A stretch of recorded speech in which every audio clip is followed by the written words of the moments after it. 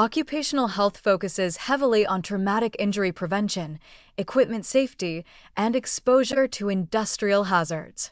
These are important, but they've overshadowed a significant threat to outdoor workers: cold weather cardiovascular events. Construction workers, landscapers, utility workers, delivery personnel, anyone whose job requires sustained outdoor physical labor during winter faces compound cardiovascular risks that standard workplace health protocols largely ignore. Understanding these risks and implementing protective measures requires recognizing that cold weather outdoor labor creates unique physiological challenges. Physical labor increases cardiac demand substantially. The heart must pump more blood to deliver oxygen to working muscles. Heart rate increases, blood pressure rises, cardiac output goes up. This is normal exercise physiology. But outdoor labor in winter occurs while cold exposure simultaneously increases cardiac workload through the vasoconstriction we've discussed repeatedly. The heart is being asked to pump against higher resistance, higher blood pressure, while also pumping more blood to supply working muscles. These demands are additive, creating substantially higher cardiac stress than the same work in warm weather.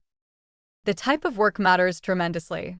Much construction and outdoor maintenance work involves isometric contractions, sustained static effort like carrying heavy materials, holding tools in fixed positions, pushing or pulling against resistance.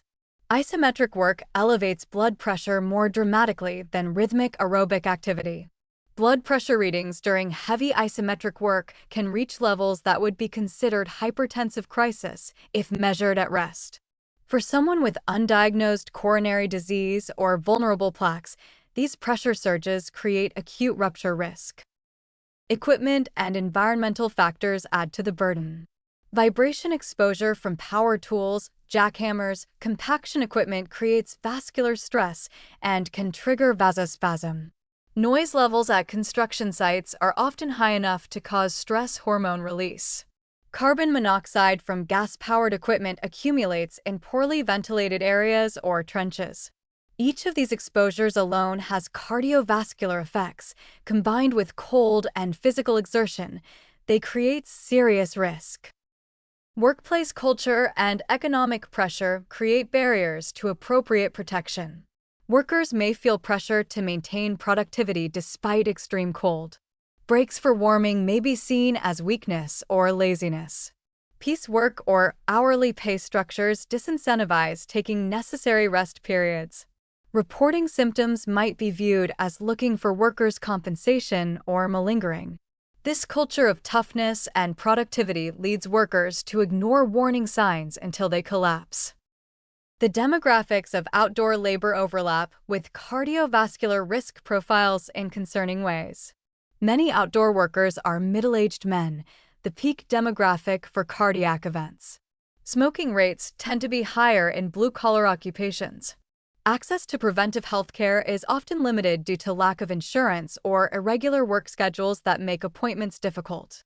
Undiagnosed hypertension, diabetes, and high cholesterol are common.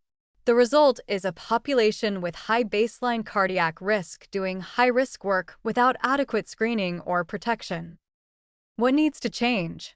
Occupational health programs for outdoor workers should include cardiovascular risk screening as standard practice, not just injury prevention.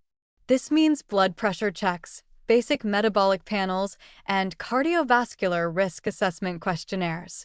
Workers with identified risk factors need work restrictions during extreme cold, not as punishment, but as protection.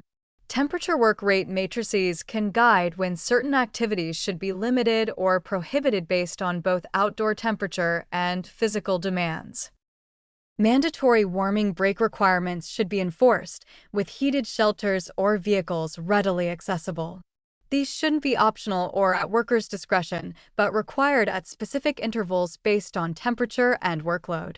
Hydration access needs improvement. Many outdoor work sites lack readily available water, and cold weather makes workers less likely to drink. Employers should provide warm beverages and establish hydration requirements. Symptom recognition training for both workers and supervisors is essential. Chest discomfort, unusual shortness of breath, severe fatigue, lightheadedness during work in cold, these require immediate work stoppage and evaluation, not pushing through.